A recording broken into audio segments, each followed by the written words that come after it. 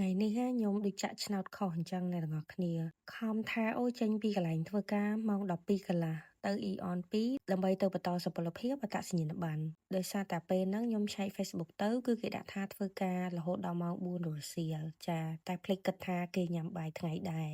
ចាទៅដល់ហ្នឹងគឺអត់ទាន់ដល់ម៉ោងគេធ្វើការទេហើយក៏ទទួលដំណឹងថាណោះគេចាប់លេខតាំងពីម៉ោង9ព្រឹកហើយមាន250លេខហើយយើងទៅដល់ហ្នឹងគឺ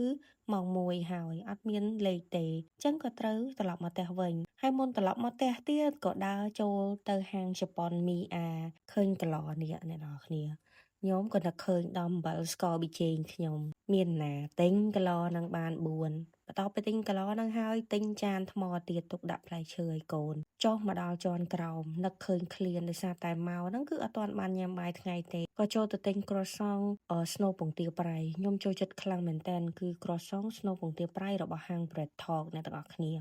គឺខ្ញុំញ៉ាំតែអាហ្នឹងហើយក៏ទិញក្រូសង់អាល់ម៉ុនមួយទៀតសរុបទៅថ្ងៃហ្នឹងអត់បានជាសាច់ការអីចង់ថា goal ដែលមកថ្ងៃហ្នឹងអត់មានអាខ្ជិវអីមកទេទៅទេតែម្ដងសរុបមកគឺ shopping ហើយទៅធ្វើការវិញដដែលចាំថ្ងៃក្រោយចាំមកម្ដងទៀតមកចាប់លេខជាមួយគេនៅម៉ោង9ព្រឹកអញ្ចឹងអ្នកណាដែលចង់មកធ្វើអត្តសញ្ញាណប័ណ្ណបន្តសុពលភាពអត្តសញ្ញាណប័ណ្ណមកចាប់លេខពីព្រឹកណាម៉ោង9នៅ EON 2